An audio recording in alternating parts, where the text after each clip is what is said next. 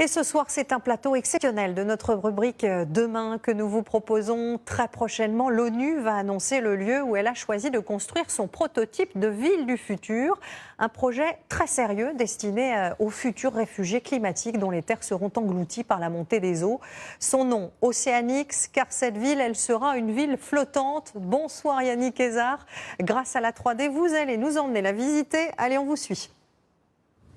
Et oui, regardez, on l'aperçoit justement au loin, cette ville flottante du futur. D'ici 2040, plusieurs d'entre elles pourraient déjà exister à 1 kilomètre de nos côtes. Alors, ces villes, elles serviront à accueillir tous ceux qui manqueront de place sur la terre ferme à cause de la montée des eaux, mais aussi de la surpopulation dans les grandes villes. Des villes qui pourront accueillir à terme 10 000 habitants répartis sur une trentaine de plateformes. Ça représente une surface de 75 hectares, c'est-à-dire grand comme 100 terrains de football. Allez, venez avec moi, je vous emmène sur place.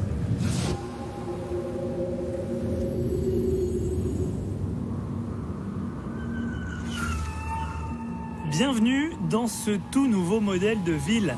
Vous le voyez, les immeubles ne montent pas très haut, entre 4 et 7 étages. C'est pour limiter la prise au vent et donc mieux résister aux tempêtes. Sur place, on trouve tout ce qu'il faut pour vivre. Des jardins botaniques, des logements, des restaurants, des boutiques, mais aussi un hôpital, un commissariat ou encore des écoles.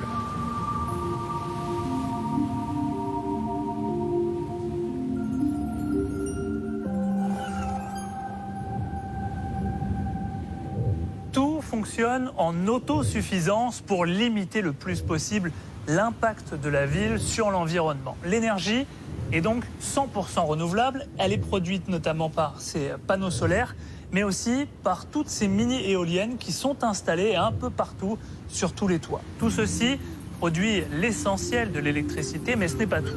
Regardez un peu plus loin au niveau de l'eau, ces bouées jaunes un peu spéciales, en fait, elles récupèrent l'énergie des vagues pour la convertir en électricité. C'est très efficace.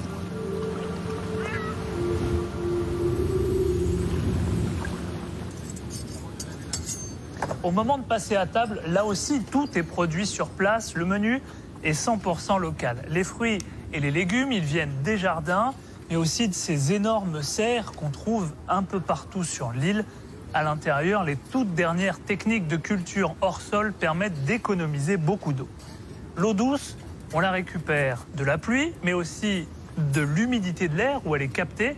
Et on peut bien sûr également la puiser dans la mer, dont on retire le sel. Sous l'eau, on élève des poissons et des fruits de mer, notamment des palourdes, des huîtres ou des moules.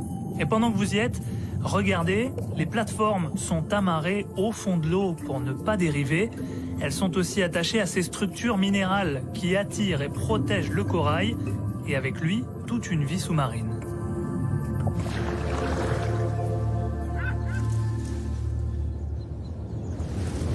Alors bien sûr, ces villes ne régleront pas tous les problèmes, mais ces projets ont le mérite de proposer une solution durable et censée être abordable pour des milliers, voire des millions de personnes dans les décennies à venir. En tout cas, en attendant, Anne-Claire, moi je crois que je vais rester un petit peu ici. Merci beaucoup Yannick.